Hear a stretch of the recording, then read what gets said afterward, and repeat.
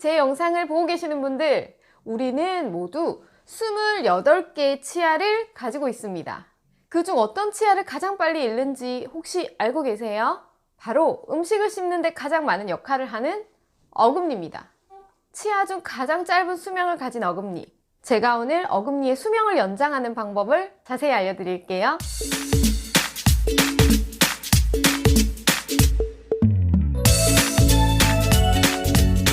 안녕하세요. 치과위생사 체리엄마입니다.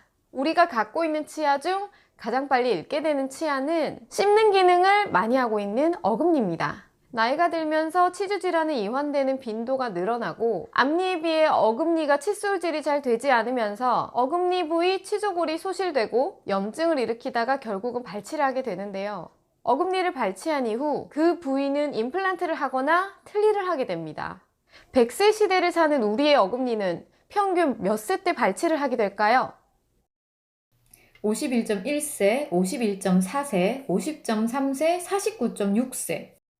그림에서 보시다시피 어금니의 수명은 그리 길지 않습니다. 50세를 전후로 하여 맨 마지막 어금니부터 잃게 됩니다. 젊을 때는 비교적 어금니가 튼튼하게 유지되다가 나이가 들면서 순차적으로 어금니를 잃게 되고 임플란트나 틀니로 대체하는 것을 치과에서 흔히 볼 수 있습니다. 나는 칫솔질 열심히 하는데요 라고 말씀하시는 분들 많으세요. 제가 계속 말씀드린 부분이지만 치아를 닦는 것은 얼굴을 세수하는 것과는 차원이 다르게 어렵습니다. 어렸을 때부터 해온 칫솔질이기 때문에 본인의 습관이 정답이라고 생각하시는 분들이 많으세요. 하지만 사랑니를 제외하고 치아는 28개나 되고 모든 치아는 생긴 모양이 다 다른데다가 칫솔이 닿지 않은 사각지대가 매우 많습니다. 그런 부위에서 문제가 계속적으로 발생하는 거죠. 타고난 건치가 아니고서야 칫솔질만으로 평생 건강한 치아를 유지하기는 어렵습니다. 6개월마다 정기적으로 치과 검진을 할 경우에는 2.5년, 매일 치실을 사용하면 6.2년이나 치아의 수명이 늘어납니다. 정기검진과 치실 사용은 기본으로 생각하시고 여기에 어금니 수명을 연장할 수 있는 다른 방법도 자세히 알려드릴게요. 첨단 칫솔, 엔드토프트 칫솔이라고 들어보셨나요?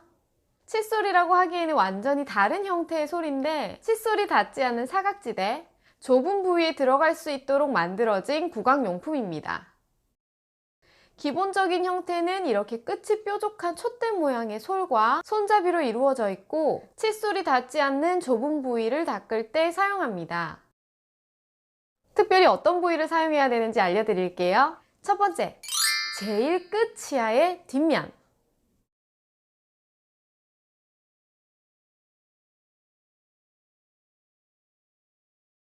칫솔을 어떤 각도로 넣어도 칫솔이 닿지 않습니다.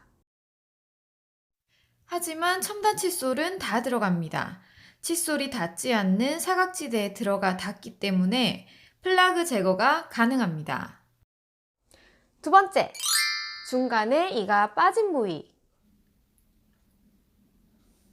여기도 칫솔이 사이에 들어가지 않아서 전혀 닦이지 않아요.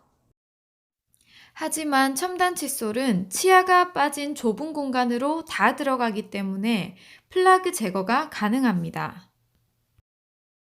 세 번째, 치주 질환이 많이 진행돼서 치아 사이사이 공간이 넓은 경우 치간 칫솔과 병행해서 사용하시면 좋습니다. 실제 적용 사례를 보여드릴게요. 엑스레이 사진상의 마지막 치아들이 보이시나요? 치주 질환이 상당히 진행돼서 상태가 좋지 않습니다. 이상적인 치조골의 높이는 여기. 하지만 치주 질환이 생긴 어금니의 실제 치조골의 높이는 여기.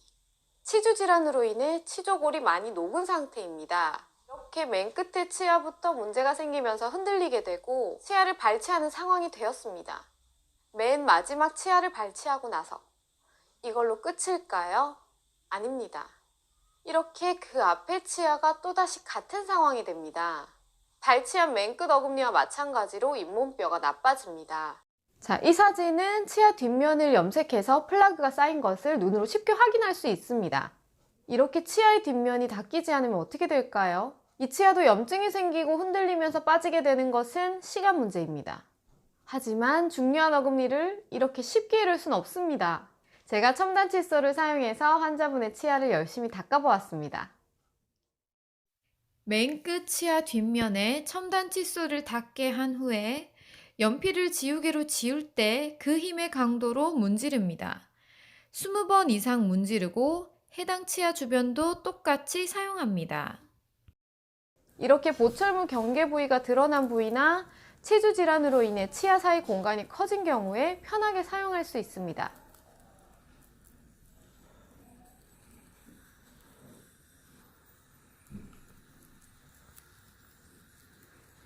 첨단 칫솔 사용 후 사진입니다. 플라그가 거의 지워진 것을 보실 수 있죠. 정확히 어떻게 사용해야 하는지 직접 보여드릴게요.